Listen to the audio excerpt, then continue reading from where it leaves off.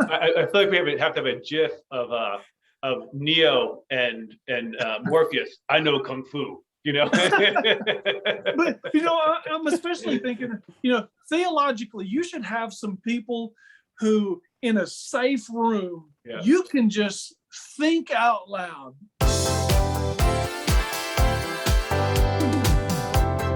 What are some things, some steps you go through? I think openness, it begins with openness. You got to be able to clarify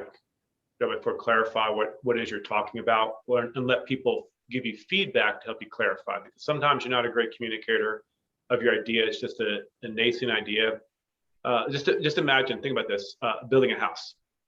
If I were to sit down with you and Bert and say, how do you want your house built? I'd probably sit down with some bum wad paper and you say, well, we really like a dining room. So we draw a circle there and say, what do you want the dining room to be? Well, I want to be able to sit 10, 12 people there, or my 17 people. You have a big dining room. So that begins to drive the process. Where do you put the kitchen then? Where do you put the living room?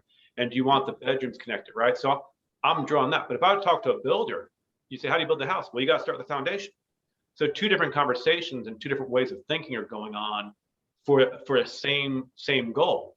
And you have to understand the process for your church. Are you talking to builders or people who need the general idea? And you got to start with the idea and let that idea grow. And you need to know what process works for your church. Like for a church with a little bit of staff, you want to make sure your staff knows first and foremost, if you have a big idea, that they're then able to feel free, that you're clear on it.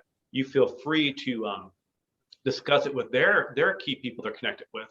And they're kind of talking about it. And then you should have hopefully you have your ministry leaders that meet every now and then. And that's the booger in small churches, because you can have a ministry team leader and you always have those 2 or 3 people that don't show up because they don't value the meeting, but they're the ones that they get offended or they get, I was left out, and you're going, because you didn't show up.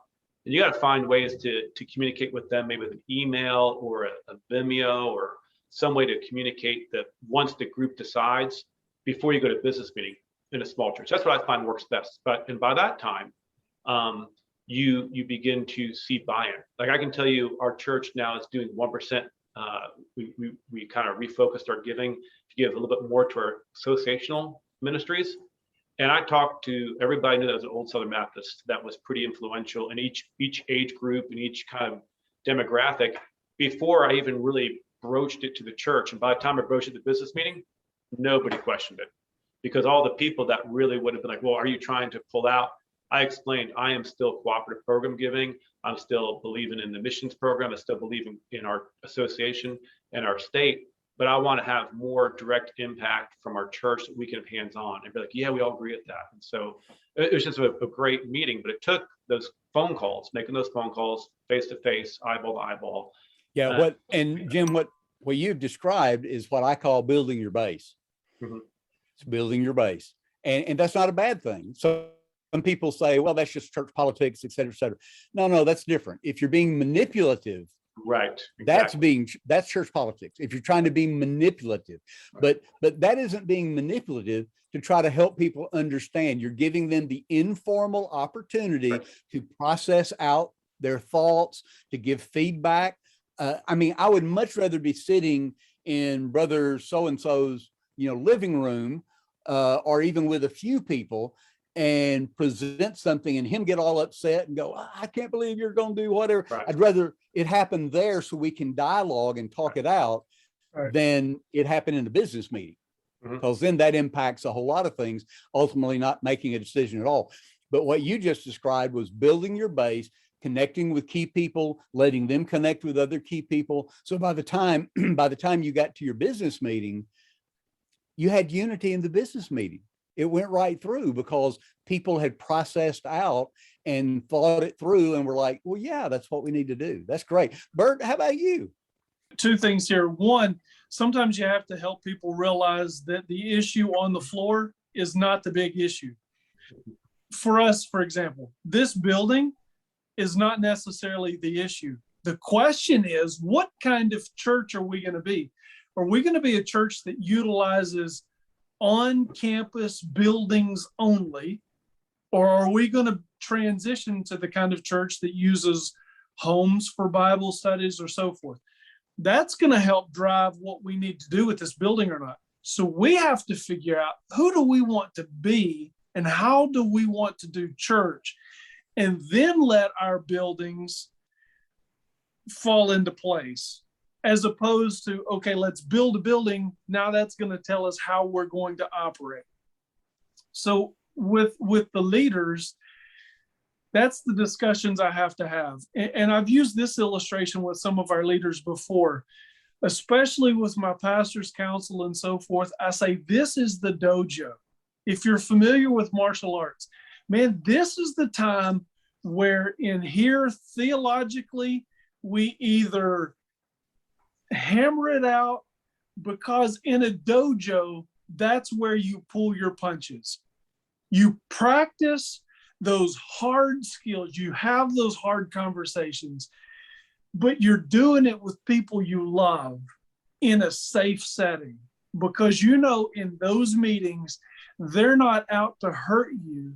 They're out to let you know, here's the questions that are coming when you get outside of this room. And so you start having those conversations with some of the men in your church, or those influential ladies, that they're the ones that drive everything. Have those conversations in a safe, quiet place long before you get to a business meeting. In a business meeting, you really don't want to be taken by surprise. Now, I wish I could say that that's happened every business meeting I've been to, but it hasn't. I realized in the business meeting itself, I needed more dojo time. But hopefully that's where you can have those padded slaps and those practice kicks, so that you know what's coming once you get out there. Yeah, you're making me really nervous saying that we have to have practice kicks in the church.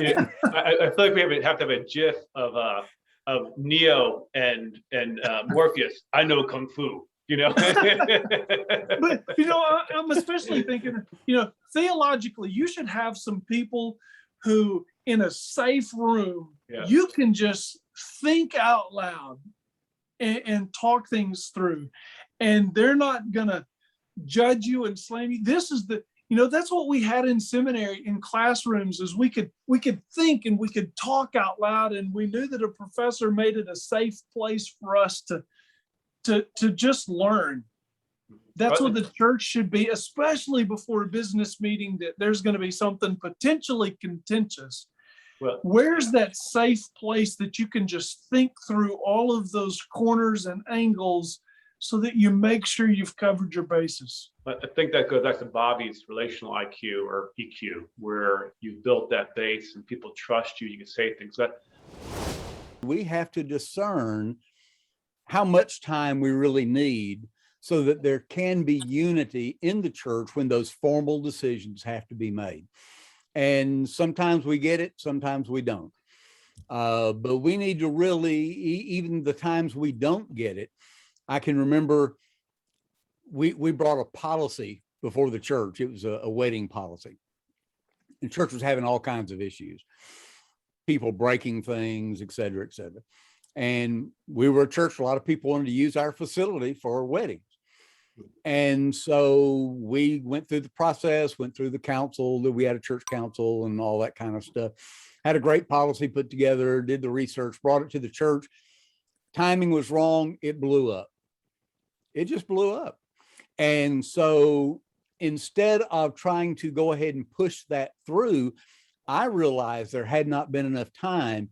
And so as the moderator, what I did is I said, look, folks, we just need to table this. Table this.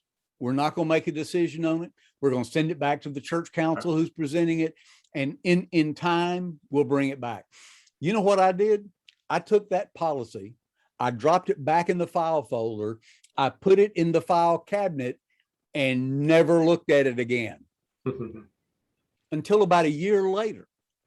And the woman who had brought up the biggest argument about it, her daughter got married in that year. It'd been a year, but it was a year to the same month where this blow up had happened.